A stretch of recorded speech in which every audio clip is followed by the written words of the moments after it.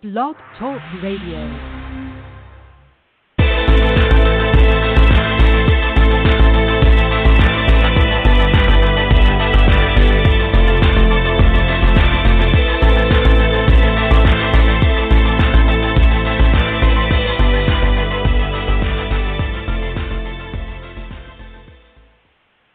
Hello and welcome to Virtues of Peace. My name is Hope May. I am joined by Taylor Ackerman, Michael Buzzy, and Randy Olson. And today is Human Rights Day, so happy Human Rights Day. On December 10th, 1948, the UN General Assembly unanimously adopted the Universal Declaration of Human Rights, and so this day is celebrated, commemorated to remind us of that and force us to look at some parts of the document and the normative framework that it helped to usher in. So today's show is focused on a very specific moment in 1971 that connects with the shows that we have been doing these past few weeks that we have titled Duty to Remember. In these shows, and I think there's 5 or 6 of them, we have been talking about what's called the ethics of memory, or the moral dimensions of the ethics of memory, the duty to remember, maybe sometimes the duty to forget. We haven't talked about that yet. But we have applied this area of philosophy, the ethics of memory, to the issue of prisoners of war missing in action. So we have a number of shows on this, and this show is continuing in that theme. And I also want to say that these shows on prisoners of war missing in action have focused not only on the Vietnam War, but more recently on the Korean War. We had Dr. Jenny Jin of the DPAA, that's Department of POW MIA Accounting Agency, on our show the last 2 weeks, and she is the head of the Korean War Identification Project. So there, as we talked about in those shows, there's this governmental agency in the United States, and the United States is exceptional in this.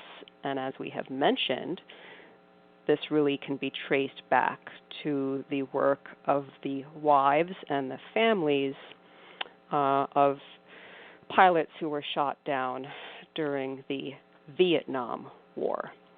And so this moment that we're talking about today concerns, again, that story of the families and the wives who were agitating and demanding the United States government to provide an accounting of their missing loved ones. So let me just do some housekeeping and say, if you are interested in other shows about the Universal Declaration of Human Rights that we did actually some years ago, all the way back to 2012 on our other podcast feed, Ethics Talk, which is a much longer feed. If you go to ethicstalk.org or you go to any major podcast provider and you find Ethics Talk with the slogan, "The greatest good of man is daily to converse about virtue," that's us. There's another ethics talk with the American Medical Association. That's not us. But in February 2012, we had some shows on the Universal Declaration of Human Rights, an introduction show, as well as 2 shows focused on Article 26, which is about the right to education and the full development of the human personality. More recently on this show, Virtues of Peace, this feed, in June of this year, we replayed a dialogue that we had at Central Michigan University on this petition that the NAACP filed at the UN in 1947. So I said at the beginning of the show, the Universal Declaration of Human Rights is adopted in 1948, and so in 1947 it was being drafted and debates were being had about the language, etc.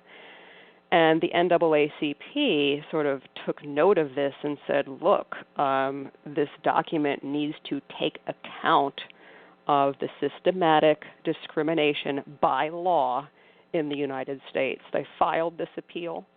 It's an incredible read. It's like a sort of legal digest of all the discriminatory laws in the United States prior to the era of Jim Crow.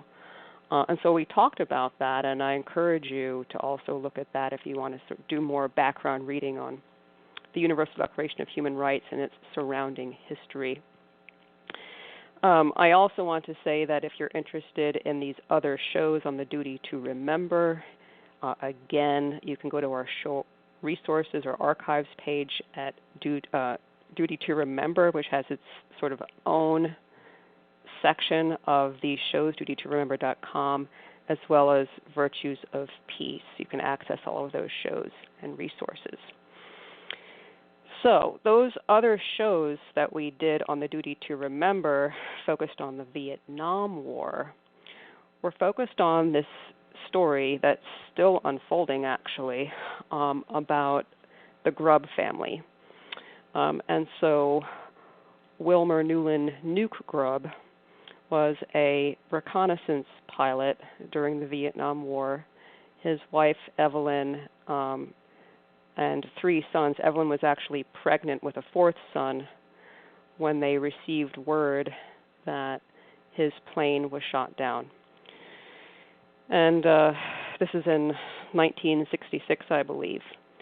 And nothing was heard, and Evelyn joined with other wives. And I would be remiss if I didn't mention Sybil Stockdale, who was the wife of James Stockdale, who, as a philosophy professor here, acknowledged, because as he was a prisoner of war, he read the Stoics, the Stoic philosophers used that teaching when he was in the prisoner of war, and has written and taught about it. He's no longer with us. He died some years ago. But anyway, his wife began to organize other wives, Evelyn among them, and Evelyn became the national coordinator of the National League of POW MIA families. I believe her time as the national coordinator was between 1971 and 1972. And so in that capacity, she files a petition with the United Nations, and it's a human rights petition. This petition, it's not available publicly, but if you're interested in it, there's an article on it on our show resources page at virtuesofpeace.com, as well as the book by Evelyn and Carol Joes called You Are Not Forgotten. I did put the link to that on our show resources page as well. The book talks about this UN petition. And I want to thank the Grubb family, and in particular Van Grubb, also known as Stephen Grubb, and also the Fruits of Peace team, and in particular Kevin Settle, for working with me and allowing me to read that precious document. And thanks to Kevin, who I've been talking with through email the past few days about this show. He reminded me to go back to the book and learn more about the lawyers who were involved. I sense that there were lawyers involved in this because it reads like has very specific legal language. It definitely sounds like it's crafted by a lawyer. And indeed, she was working with a team of very, very good lawyers on this document. So that's what we're talking about today, and we really, like, the sort of goal in this show is to talk about the arguments that are made in this petition, but also to just get it out there that this petition was filed, and as we will conclude at the end, it's so forward-thinking, it's so ahead of its time, it's prescient, and it anticipates developments that we're seeing unfold now. Some 50 years later in international law that march under the banner called the right to truth. So that is, like, you can, on our show resources page, read the Wikipedia page on it. This is a norm. Some people will say it is actually customary international law at this point, but it's ripening into like an actual international legal right, but it is absolutely referred to, anticipated in this petition. So this is a class action petition. That's how it's described in the book, You Are Not Forgotten. And I'm just going to read the title of this petition. violation of fundamental human rights of Mrs. Wilmer Newlin Grubb, her family, and all similarly situated families of servicemen held captive by the Democratic Republic of Vietnam and its allies in Indochina. So I read that because, again, it's a class action, so it's all similarly situated families of servicemen held captive. But I also just want to highlight that it's violation of human rights of Mrs. Wilmer Newlin Grubb and her family, so her sons. So it's the family unit that has a complaint here. It's the family unit that's bearing a burden.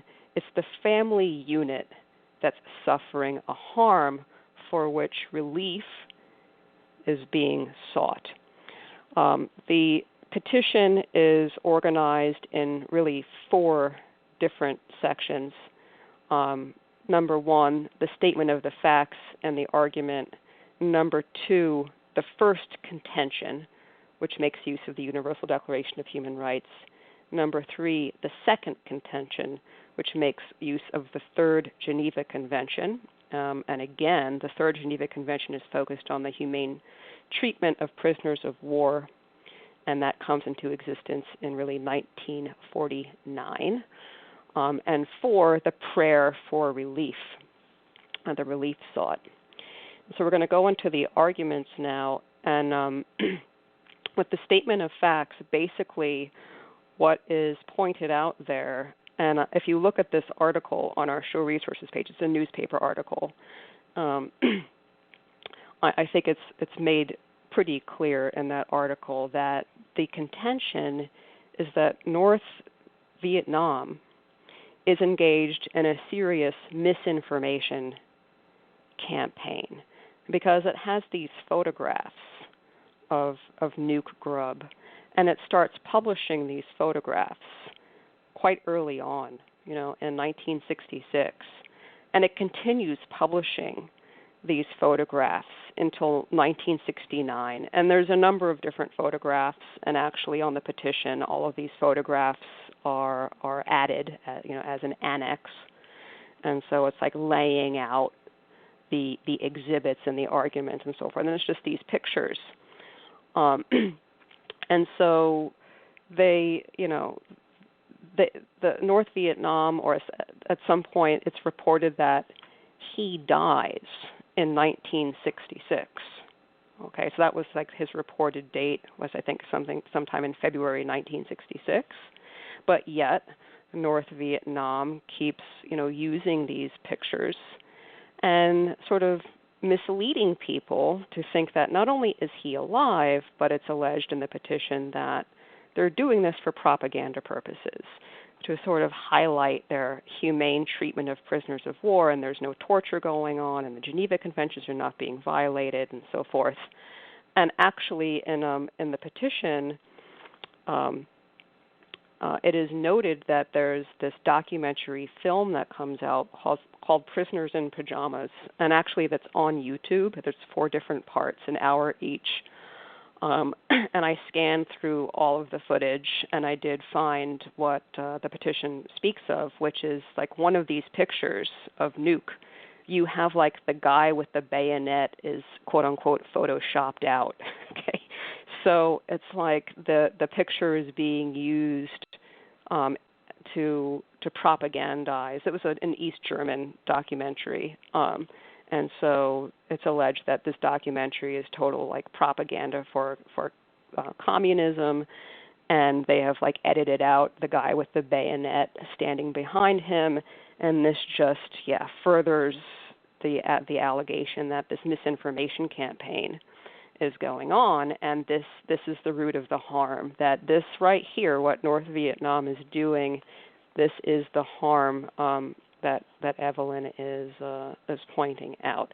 So I'm going to stop there and see if anybody has any comments or follow-ups about this misinformation. Like we can spend the whole time on this misinformation campaign and like where we are today with that in terms of misinformation run amok, I would say.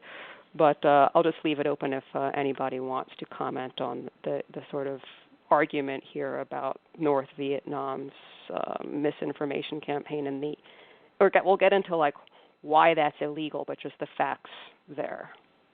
I'll stop.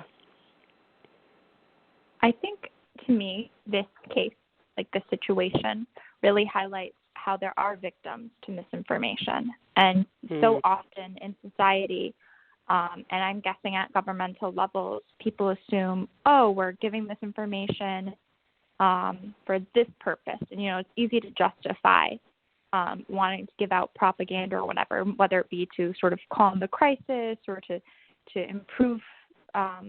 improve relations or for whatever reason. I think it's easy to justify to oneself, especially in, I'm sure, the middle of a war, why you need to give out this propaganda. But I think this case really shows that there are victims to that propaganda. Even when it's trying to show that, your side isn't evil and that you are trying to do X, Y, Z, it really does show that there are victims, and that's the families who get that misinformation in this case. Yeah, I think that's such an important point. And I'll say more about that. So, yeah, there are victims. So there's this harm, and this harm is being perpetrated on actual people, and in particular families. And so we'll go into that more deeply, but anybody else on the statement of facts? I was going to piggyback off of what Taylor said, and that to sort of characterize this harm as, I think one paramount facet of that would just be the mental distress that comes from not knowing. It is, he was shot down on January 26, 1966, and then it was years of these photos slowly coming out, which gives the false impression of him being alive when in fact he had died 9 days after he'd been shot down. And so just not having proper communication between Evelyn Grubb and her family with her husband, and the mental distress that causes an individual, and the anxiety and the fear and the doubt that persists for years, I think is really indicative of why this right to truth is so important to help remedy and relieve that. Yeah, and it's individual and old. I mean, it's the family. And there's a really interesting part of the petition where she notes that this is the head of the household. Like, this is not just, any old, like, it's the head of the household, and that's an even, higher mental distress level when you're uncertain about that. And as we've briefly touched on in earlier shows where we talked about Evelyn Grubb with Jeff Grubb, one of her sons, the sort of gender role at the time, it was because the status was uncertain, there's certain things she couldn't do. She couldn't get a credit card. And this is her and other women suffered these things because there's this ambiguous status of their husbands. And the legal framework of the time needs, certainty or nothing. And so the reading that I've done for this show, the American Bar Association was involved in changing legislation state to state to help these families. So, yeah, it's Evelyn suffering, it's the son's suffering, it's the son who, never knew his father. So this continues. Randy, anything? Yeah, I mean, and I suspect we'll go into it more later, but the thing that's really striking to me is the idea that, the country whom a soldier is going to war against has responsibilities to that soldier, despite the fact that they're an enemy. That's the world we live in. And I think later I'd like to dive into the actual etymology of this right to truth and talk about a little bit where it's coming from and where it's not, because I feel like that's somewhere to go, but not yet. Yeah, and I think also your comment connects to this whole idea of there are duties to the soldiers against whom one is fighting. That's, the Geneva Convention. Third Geneva Convention is absolutely on point with that comment, and that's in the second contention, which we'll get to. But the first contention, okay, so there are two important documents of international law here, and I should say public international law, if we want to get precise. And one is the Universal Declaration of Human Rights, and the second is the Third Geneva Convention. So the Universal Declaration of Human Rights, the very first sentence mentions the human family, and that is referred to in the petition. It's just recognized that this human family is the basis of human rights and just treatment by governments. And the petition focuses on Article 16, Sub 3. And you can look at the Universal Declaration of Human Rights is a quick read. It's a one-pager. I think it's 20. No, I forget how many articles it is. But it's a very quick read. Superficially, of course, to really understand what the articles are doing requires some time. There's an excellent book called A World Made New by Marianne Glendon. We have played clips of Marianne Glendon on this show before, and if you're interested in the history of the drafting of the Universal Declaration of Human Rights, I direct you to that excellent book. But Article 16 says, or 16 sub 3, the family is the natural and fundamental group unit of society and is entitled to protection by society and the state. So this family unit is the fundamental unit of society, and the state owes it, has a duty to protect it. So in philosophy, when we talk about rights and duties, there's a distinction made between negative rights and positive rights, where a negative right is simply, and every right implies a duty, always. That's my philosophy. Some people I think will disagree. But a negative right implies a duty of the state not to interfere, so to leave you alone, whereas a positive right imposes on the state a duty to do something, to give you something. And so the way that the petition proceeds is to really outline what we call a positive human right or a positive duty of the state to provide information. So this is, again, the right to truth that allows the family to have certainty about whether one's family member is alive or dead. So again, like here's the sentence. It says, Article 16.3, the family is the natural and fundamental group unit of society and is entitled to protection. So what does that protection consist in? At the very least, the right to provide information that gives certainty about the life or death of a family member.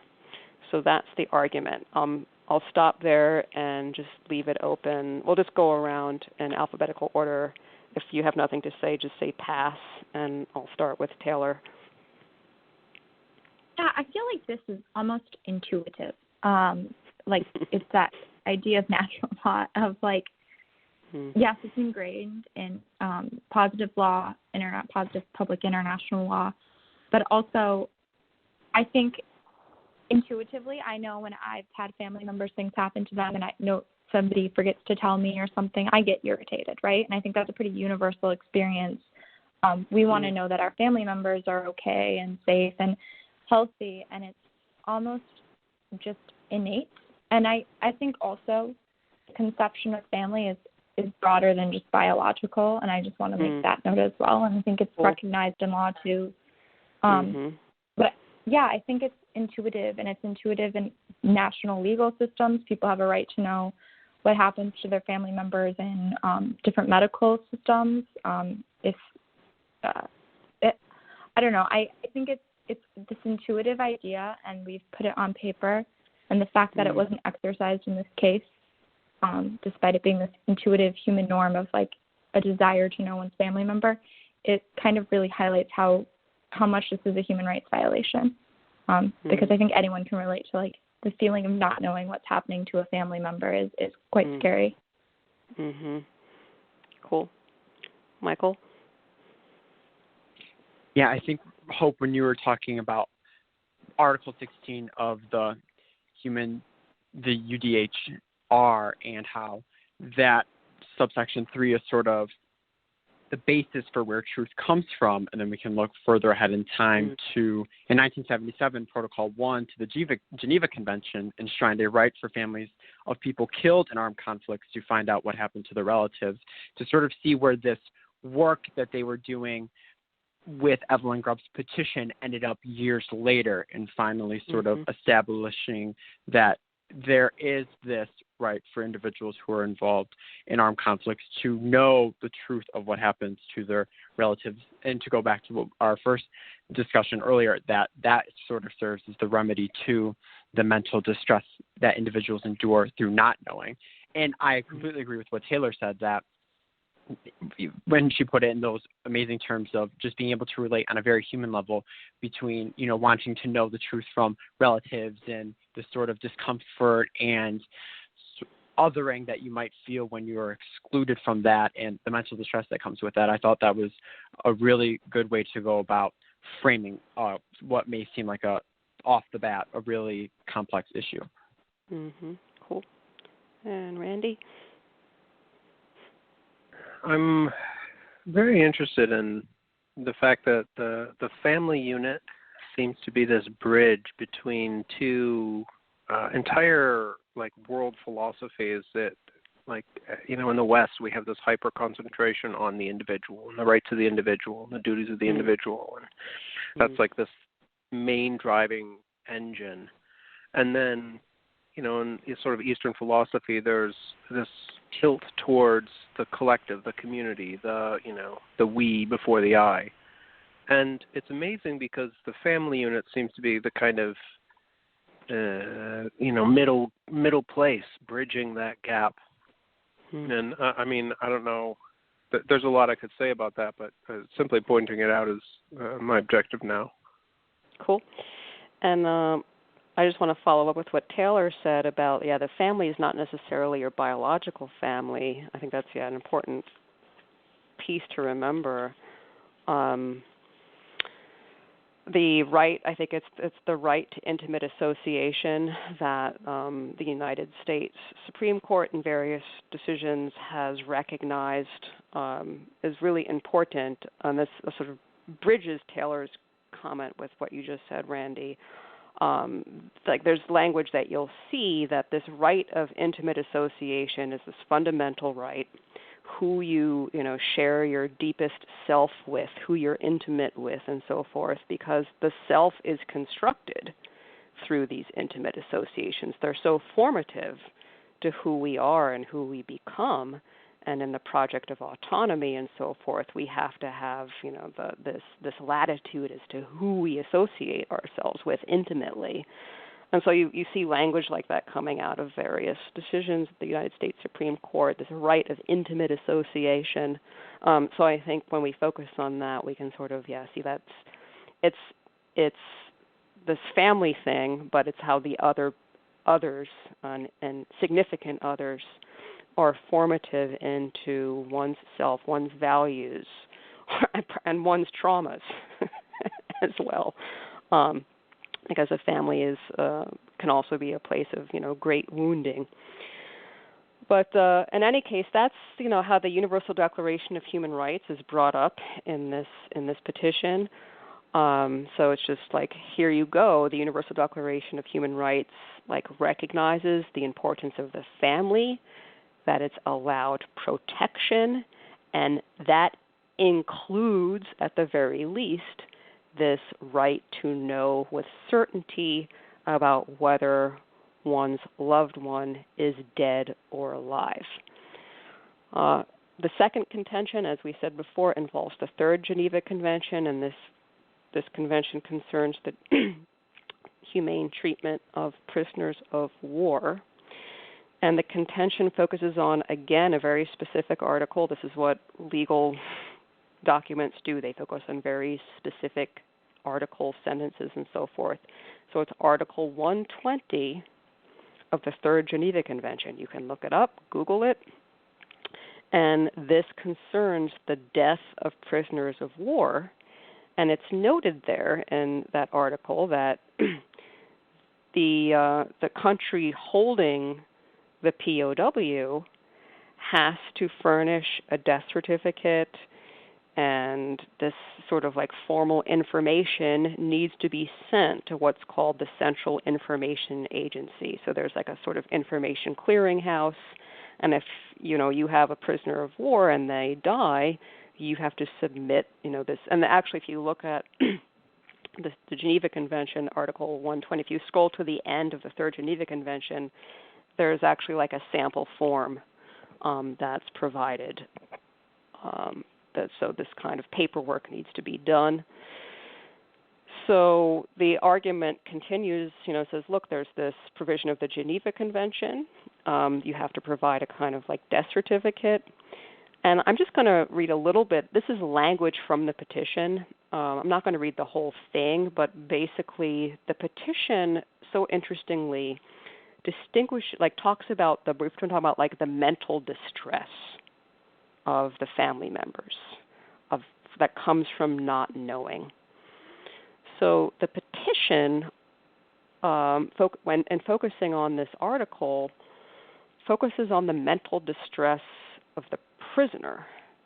Okay, so this is in the petition. It's not in the Geneva Convention, and it says, while a prisoner is alive, he has the right to expect that in the event of death, it will be reported in a manner that notifies his family in humane and certain terms, so that the burden of concern that his family may live in constant mental anguish and torture is not added to the normal burden of captivity. So the prisoner, this is saying, has this like burden of he's being captive and he's a prisoner. So there's like that physical burdening, but then there's this, the prisoner's own mental anguish about his family not knowing. So the petition, distinguishes these two different burdens, the burden of concern and the burden of captivity. And then it says, after a prisoner has died, the right shifts to the living who alone can vindicate it. So what is that right? The right to expect that this information will be transmitted. And so when he dies, that right doesn't die with him. That right to expect goes to the family. And so therefore, this is sort of like, a very elegant way of going very deeply into, well, what's really the sort of like metaphysics and, psychological substance of this. Like, why do we have a death certificate? And, well, we have a death certificate so that the prisoner knows that his family will know, and then his mental anguish will be alleviated, and then their mental anguish will be alleviated when they get that certificate. So I will leave it open. We'll go backwards this time, and we'll start with Randy, and if you have nothing to say, you can just say pass. Well, there's a lot that could be said. I think it's interesting that these contracts all seem to emerge, providing for various kinds of alleviations of suffering for people. That,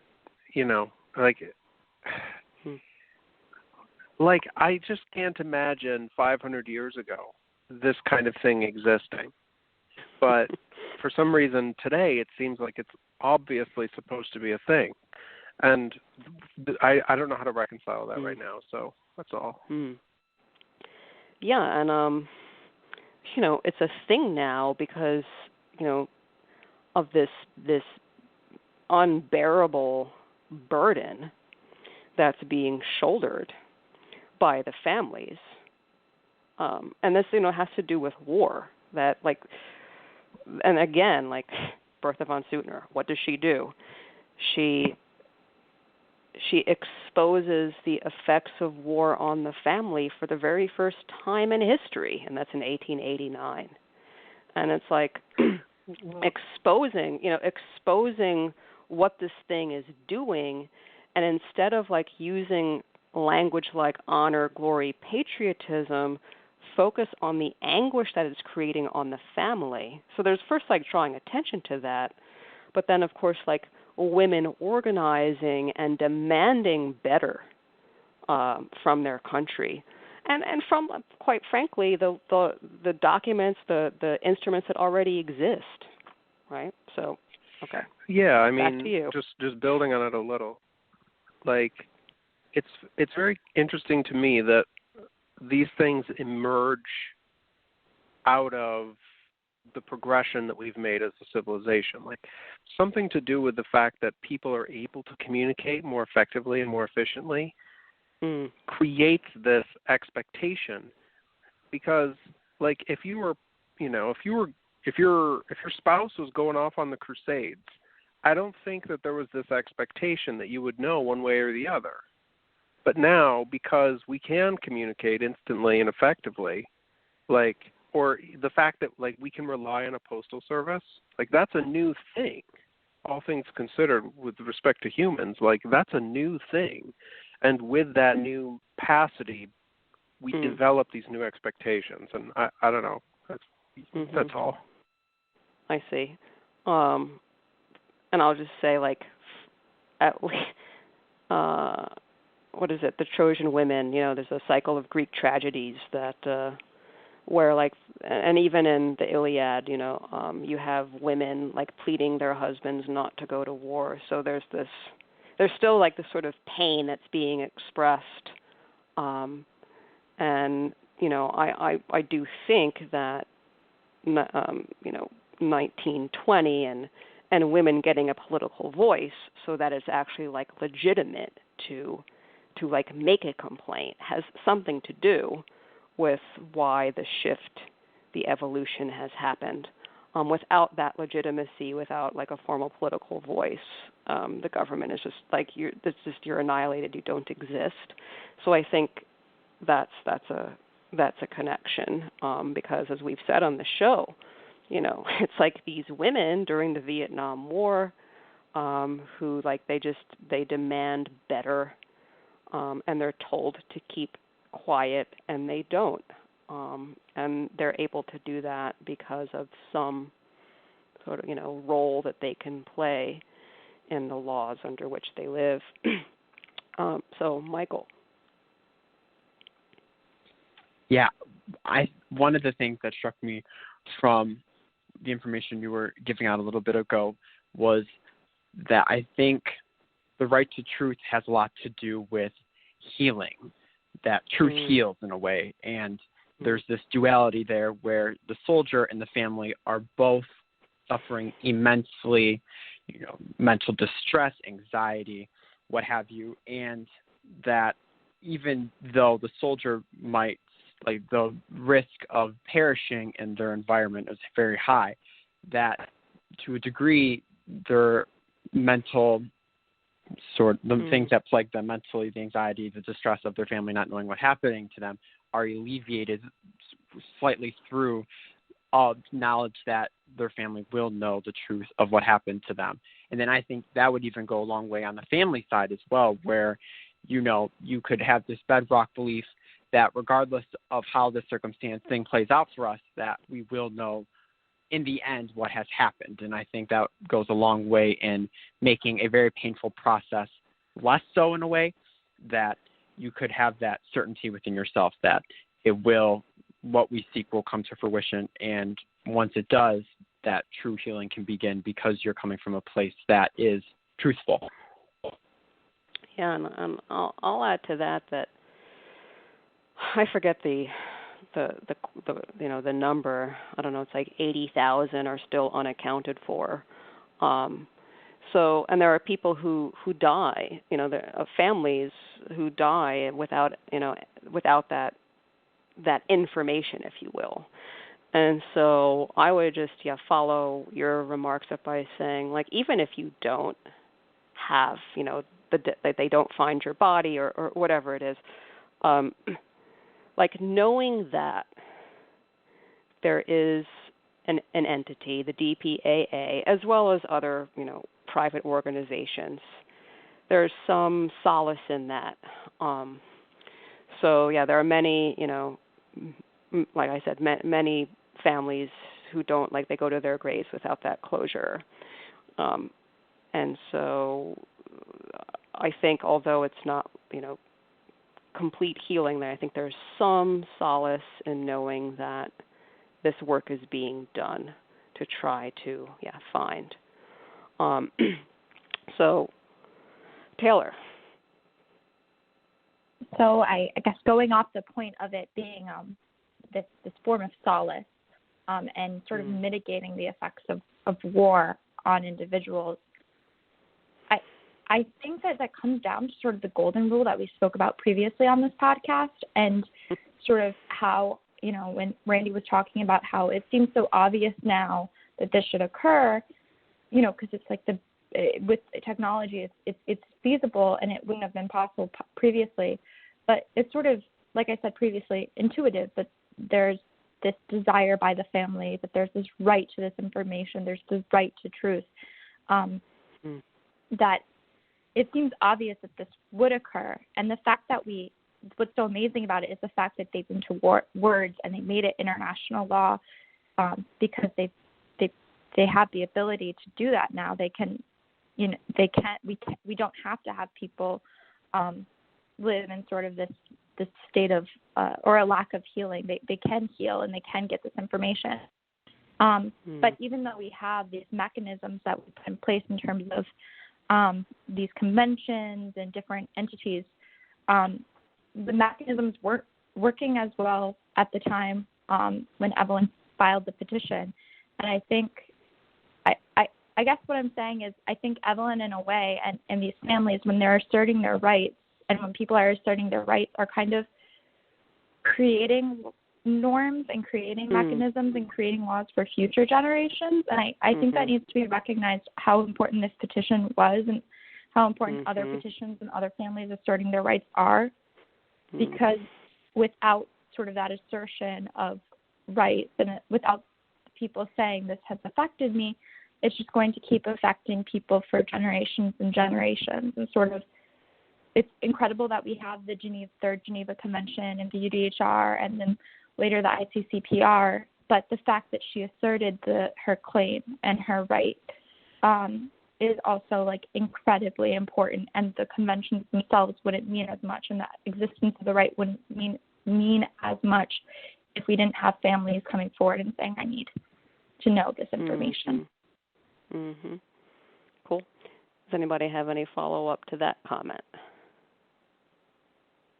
Yeah, because, like, making the claim, that's what you're taught, like the importance of, like, making the claim. That just, raises our consciousness and, like, create, like, it's helping us to think and move and evolve. But, like, pointing to, this document. And by the way, Eleanor Roosevelt, who's, extremely influential, instrumental in having the Universal Declaration of Human Rights be adopted at all, like, it was really a labor of love for her. She really stressed the importance of doing something on Human Rights Day. And there's this, I think it's called Making Human Rights Come Alive. And it's like, study the document, like, know what it says, discuss it with your family. And in doing this, like, just making the argument, it's reminding us that there is this thing, that there is this article that mentions families. And by the way, I'm going to breathe life into it by sort of spelling out what protection looks like, because that's a very broad and vague thing, protection by society and the state. What does that really consist in? What are the specific actions that consists in? And so in making this claim, she's getting very, very specific and helping us to think. That's how I think about it. Anybody else on this point about the importance of making the claim? Yeah, the sort of genius of that. And this was her idea. So it was Evelyn's idea to do this. The details of the argument, she used a team of lawyers, but to make the claim to the international community, and she floated that by lawyers, and they're like, yeah, that's a great idea. Let us help you. And she worked with them. So they would meet and have these discussions. But the idea definitely came from her to sort of invoke this machinery of international law and norms.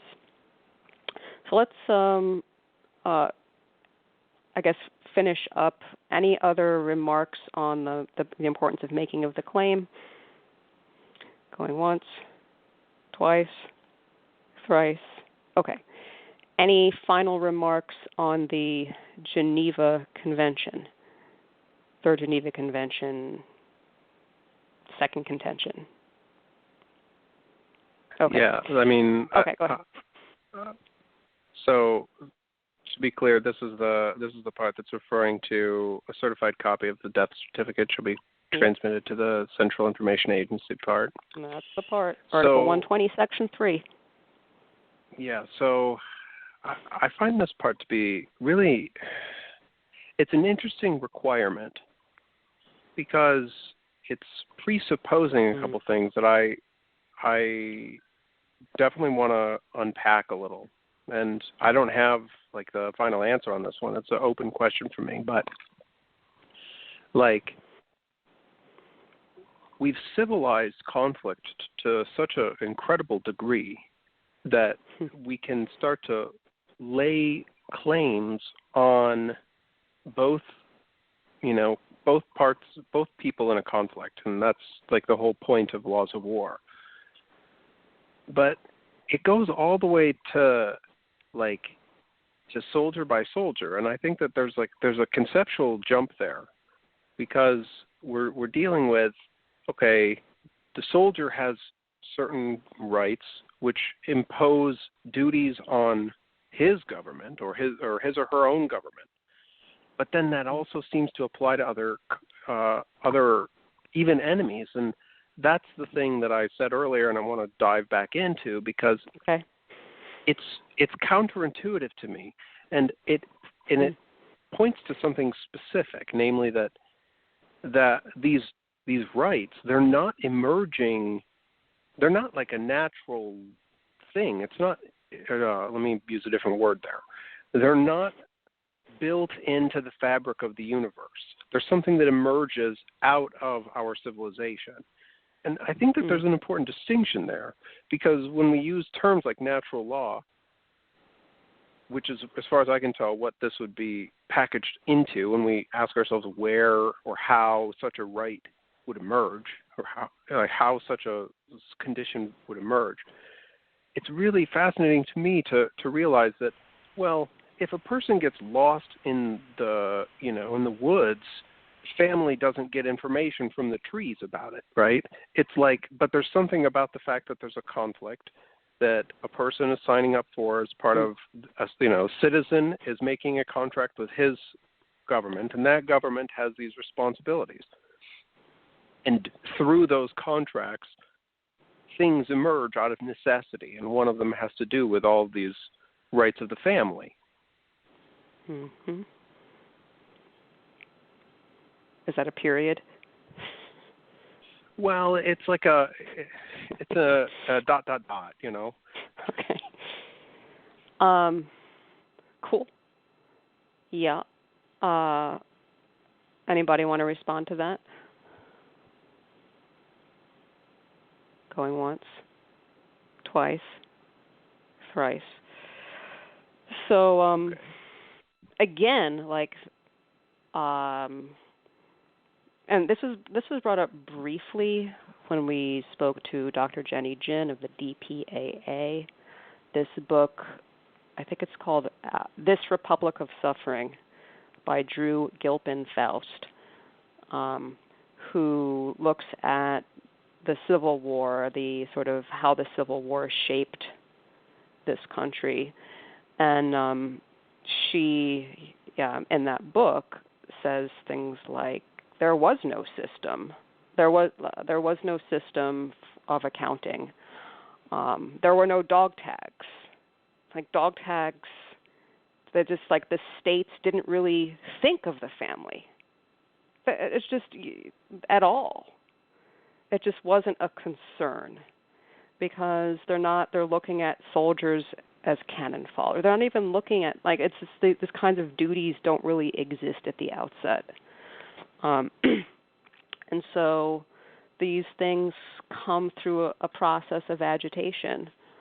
And so, it's sort of like female nurses on the battlefield who are starting to pin information to the bodies and things like this.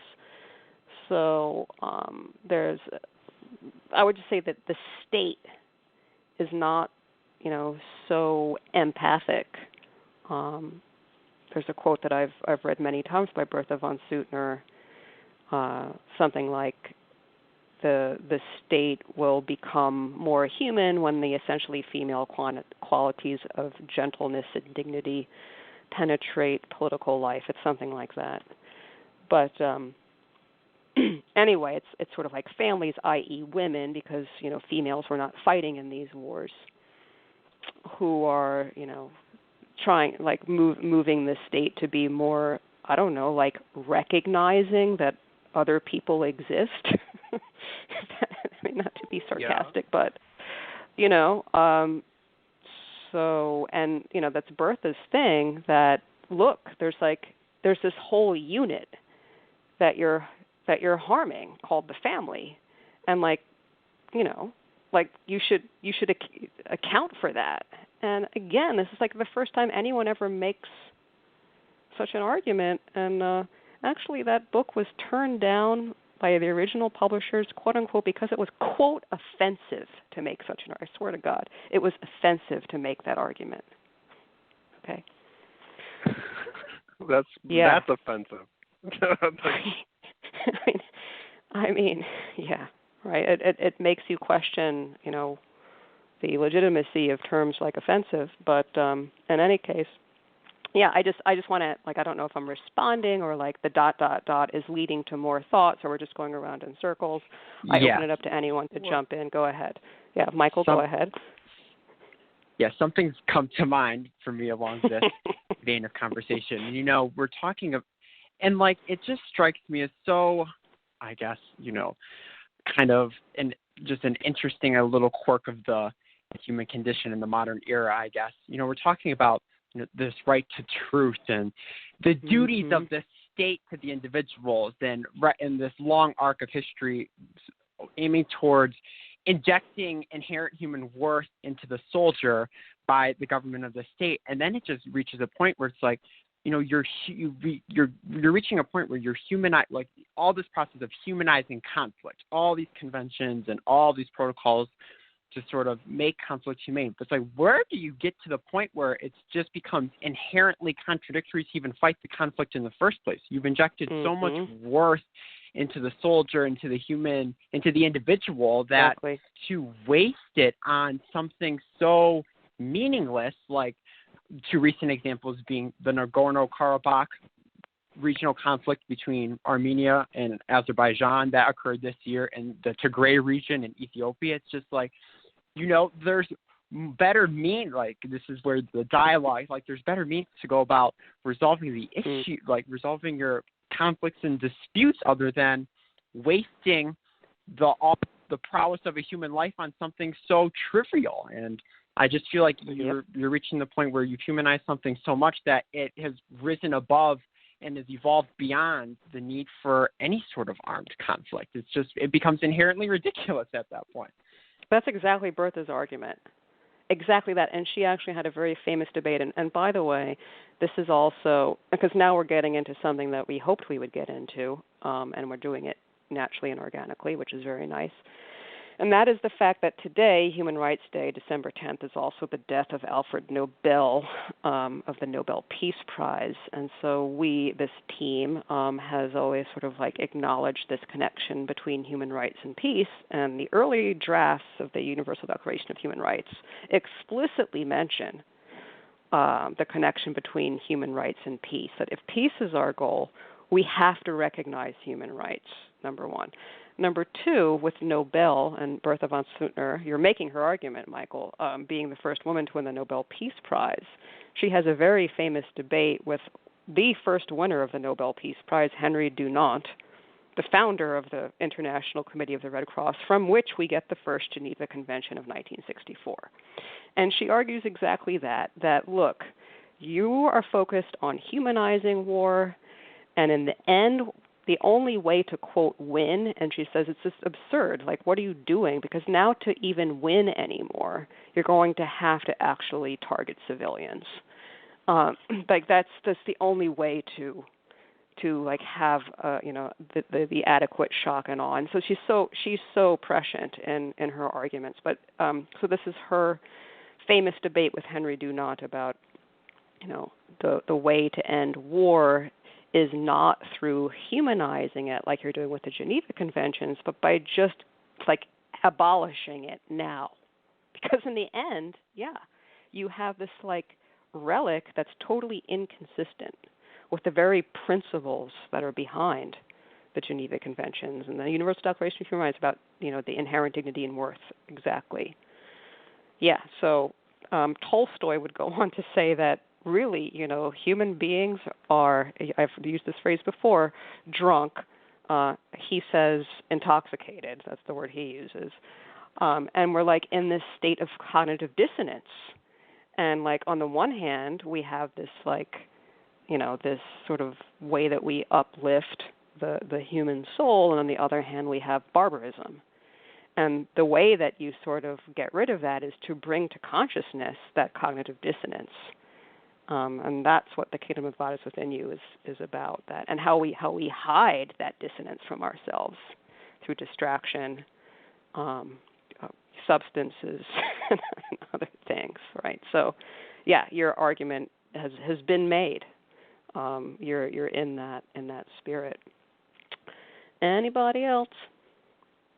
Yeah, I wonder, going off this point, if one of the great purposes of the human rights, putting them into words and trying to get them to be embraced by countries, by states, by individuals, and by communities, is to build the practice of empathy and the golden rule and sort of rebirth or reawaken people's humanity when it comes to these areas where they might otherwise have sort of, like you said, gotten drunk and forgotten about it.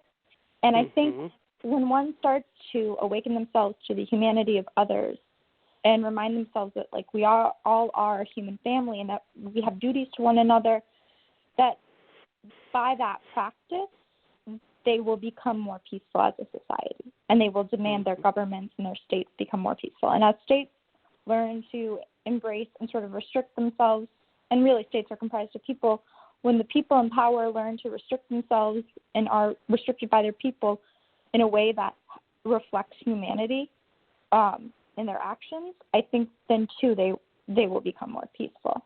And I think that's sort of with humanitarian law and human rights and peace, like it all goes hand in hand in a way, because like if we awaken ourselves to the humanity of others, our actions should follow. And like one of the things I think that you taught me, Hope, was about the golden rule principle and the little pin. And I remember the first day I wore the pin. I don't wear it anymore on a regular basis, but when I do, I find myself taking it off so much the first day or like the first time, because I'm like, I wasn't even aware that I was doing this thing that was against the golden rule, and just like being aware that you were doing something that is is not okay, that is against your humanity, I think is incredibly powerful, and that sort of awakens other activities and motivates your future actions, because it's a habit and it's a skill. Yeah, cool. Yeah, and it's like that sort of practice and that awareness, I will say, uncorks, and this is Jane Addams speak, uncorks deeper reservoirs and deeper channels of moral energy, and that is what is happening. And yeah, I really appreciate the reminder of these are all linked: the Geneva Conventions, peace, human rights. The first Geneva Convention, okay, like the story of that, it is a tactic to end war. And there's a quote, it's by Gustave Moynier, and it's something, and he worked alongside Henry Dunant. There was 5 of them. So if you don't think like 5 people can do something amazing, just look at the history of the first Geneva Convention. And Gustave Moynier says something like, the Geneva Convention, and we should say the first Geneva Convention, we've been talking about the third Geneva Convention, which has to do with the prisoners of war, but the first Geneva Convention just has to do with the treatment of medics on the field. And the rule was, don't fire on them. That's it. Like, don't shoot the doctors, and the doctors take a vow of neutrality and impartiality in the conflict. They can't take sides. All the war wounded has to be treated equally, etc. And Gustave Moynier says something like, this is a, quote, secret agent of peace, because you're injecting into this conflict this, like, humane channel of helping. And he said something like, with the right hand is slaying and the left hand is helping. And so you look at that contradiction, and that wakes you up, right? And so this is all, but of course Bertha disagreed. She thought that wasn't a good tactic to get to peace, that you should just like abolish war and create, international courts. And again, like all these people disagree about by what strategy, what's the tactic that we use. But yeah, absolutely sort of like increasing our empathy, remembering that we're all part of the human family. Those are really important, sort of psychological, spiritual traits that need to be developed. Randy, I feel that you need to talk now. Okay. Well, there's this multi-generational project towards creating a civilization that harbors the preconditions for peace that has been happening for a long time. We talk about it every week, and we could talk about different components of it, but today's conversation has made it very clear to me that underneath it all, the whole project, the whole set of presuppositions, the whole plan is built on one specific principle, namely that, like, it's the word is dignity. That word is so loaded. It's so packed full of things. There's philosophies that took thousands of years to develop that are packaged into that term. And it's interesting because, that word is in the preamble to the UDHR. That word is in Evelyn Grubb's thing we talked about today. Like that, this concept of dignity undergirds the whole project.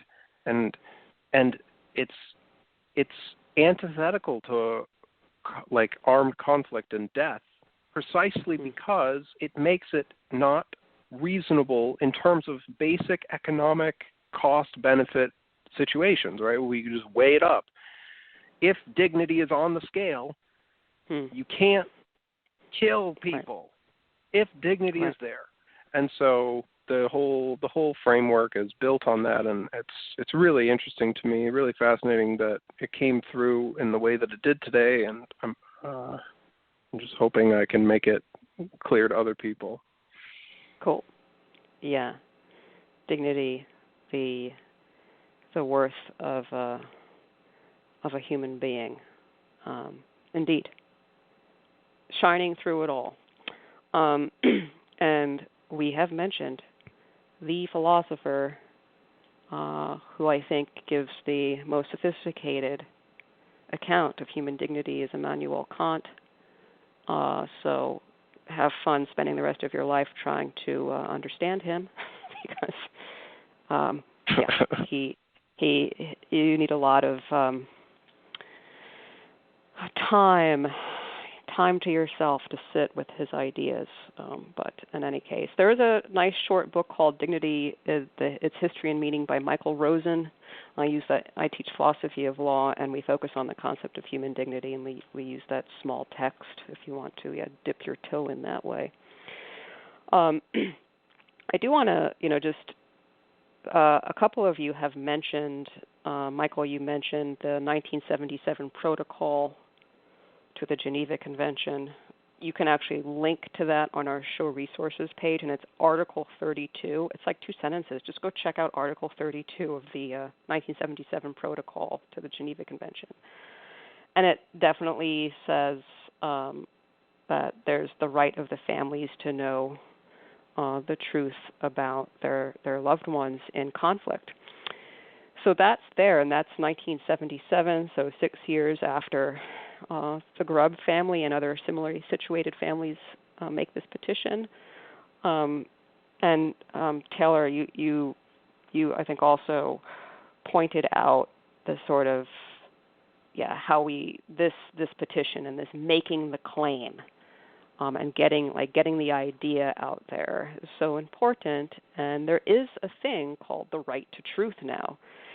When you read the petition, you see different phrases like right to know with certainty, and it really, the right to truth is more of the sort of language that's used in international law now, and there is a Wikipedia page on it that you should check out to see the evolution of it. And it's really, when it's discussed in circles of international law, it's done in connection with the families of the disappeared. So, especially in Latin America. It's not attributed to the disappeared, like the POW missing in action. And we wanted on this show to sort of point to that connection, that in addition to the disappeared in Latin America, there's also the disappeared and the missing during armed conflict. And we thank the National League of POW MIA families for moving us closer to a more humane plane. So I just wanted to mention that the right to truth and human rights, the Geneva Conventions, peace, truth, all connected, material for a future show maybe, and I'll stop and then open it up, and I'll start from the beginning of the alphabet again and start with you, Taylor, and work my way to Randy. But, so fun fact. I'm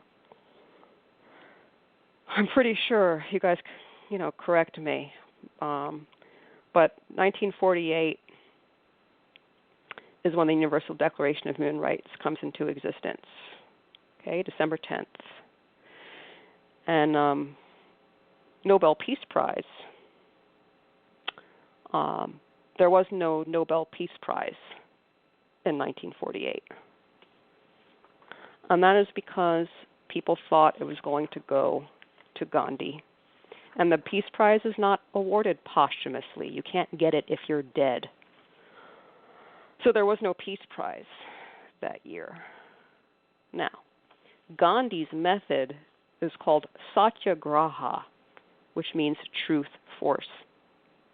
Okay, so there's all of these linkages that I just want to point to. Like, it's a knot that we need to untangle. But so we have, if we go back to this moment in time, the Universal Declaration of Human Rights comes into existence. Gandhi has been assassinated. He's talking about the importance of truth and peace. Evelyn Grubb's Petition, 1971, talking about the right to truth. Okay, so I just want you to sort of mull over all of those connections. And then we're in our concluding part of the show. So if you have any concluding remarks or remarks to add to what has just been said, please do so now, and we will start with Taylor. So I think what's so interesting, this idea of through nonviolence with satyagraha, we can discover the truth And in a way, I think that Evelyn Grubb's petition was like a nonviolent action. And I think that's like inherently what these petitions and laws are, is a way to discover the truth and to use nonviolence. Like, we've established these laws as a nonviolent means. I mean, you're the professor. Like, you could probably explain philosophy of law so much better, but I feel like the idea of, you know, we've progressed since the point where people had to fight their own sort of like battles, and right now, or to use violence to fight their battles, and we've developed these systems where people can find out the truth and establish their rights and through nonviolent means. And you know, we don't want to go back to that point where people feel like they can't use the legal system internationally or nationally to find out the truth. And sort of for peace, we have to have the truth, because like, if you think about it on the most basic level, if someone steals your cow and you don't know who's stolen your cow, you might like break into their property to steal their cow. I remember a Civ Pro professor explaining that as like the reason we have the law. It was like my first law school class. Of like, you don't want people to go search for their truth or revenge themselves. And so like, I feel like that's like the basic idea of like sort of law in society, is like, one of the basic ideas is people have to understand what happened, and like the government has to, and the international sort of structures have to give them a solution. Otherwise, they will resort to like vigilante justice and violence themselves. And so I think like truth is fundamental to establishing a peaceful society. Yeah. So peace through law and the truth involved in that process. Absolutely. Cool. And Michael? Through this show, I think, as we have done throughout this whole Duty to Remember mini-series, it really just shows, for one, how incredible of an individual Evelyn Grubb was. And I think her petition to the United Nations really speaks to, and all that has resulted, I would say, from that really speaks to the profound drive, the moral energy that she had, and how truly, deeply and passionately she felt about these really profound issues. And through our Duty to Remember Facebook page, we have the honor of being in contact with all of the Grubb children. Oh, which, by the way, if you have not checked it out, definitely go check out the Duty to Remember Facebook page. Posts for the show and lots of other resources can be found there. But through the posting for this week's show, one of the Grubb children, Roy Grubb, commented, "My mother fought for the rights for all POWs, MIA, Vietnamese included." So it really speaks to this, that it's this one human family, that the work put in does not only benefit the families from the United States, but families who have lost individuals, or who have individuals who have gone missing in all armed conflicts all around the world.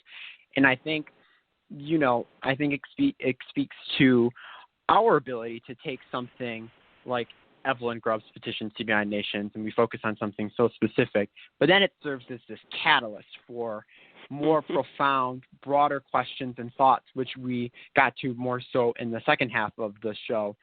And I think we all really hit upon that a lot of this might seem complex and convoluted when you see it through the larger abstractions of individuals like the United Nations and all these other various international facets. But at its core, it's all about recognizing everyone's basic humanity, their human dignity. And a quote that had came to mind was Thomas Nagel from The Possibility of Altruism: "You are one among many, equally real."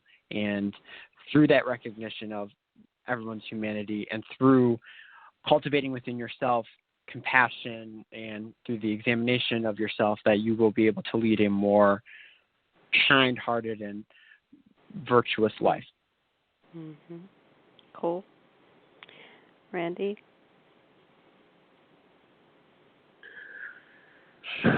Well, we talk about this on large scales, and I'm going to, as has become custom, try to bring it down to the level of the individual. That's my niche now.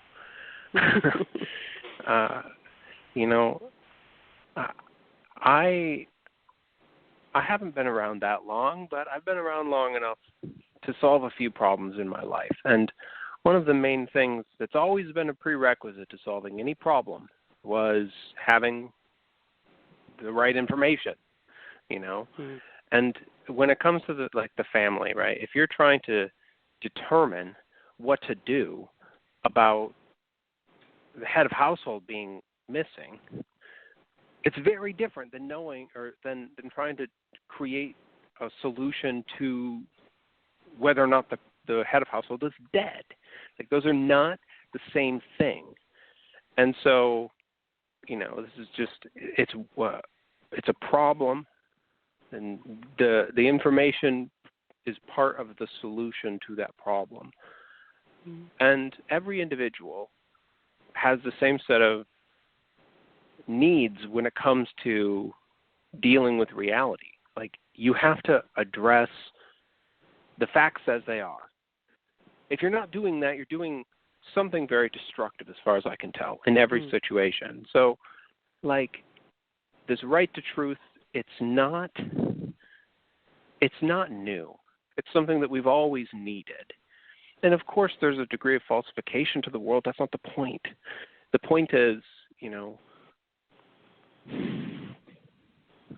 individuals can't actually do anything productive without truthful information. And so we have to create conditions for that information to be available. And it turns out our civilization is doing the best that it can. Yeah, and I'll just conclude by saying sometimes the accurate information is that there is uncertainty. And there's a whole area of grief called ambiguous loss. And this is like the not knowing. And this doesn't just happen in cases of the missing, but also people who are right in front of you and may be suffering from dementia, okay, because you have a case of the person's there, they're not there, and there's this like uncertainty as to what the day is going to be like. And so I would say also that in addition to the truth, we have to also learn how to, and I think, Randy, you have made this point, deal with uncertainty in a graceful manner. I also want to say that, and again, like echoing Michael's praise for Evelyn Grubb's character and the fortitude, like deep love, right? Which is not one of the cardinal virtues. I would say it's like, you know, identified as a Christian virtue, but clearly love, which other peace activists have tried to channel into the world.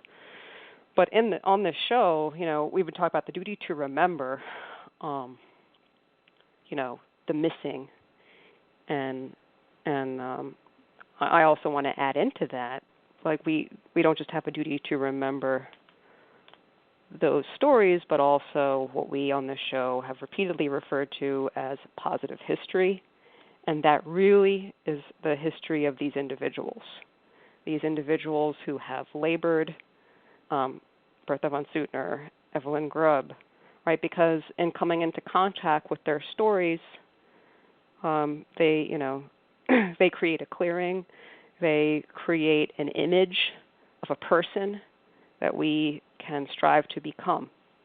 And so that's what we try to do on this show, is uncover these very specific stories of positive history. And I will say that we absolutely have a duty to remember those stories. So you've been listening to Virtues of Peace. We will likely be back next week on a similar theme, because as we said today, this is also the death of Alfred Nobel. And there are more linkages to be discussed amongst human rights and peace. So we will likely be back next week talking about those things. So good night, everyone. You've been listening to Virtues of Peace. Check out our show resources page and our other shows on these topics. Goodbye.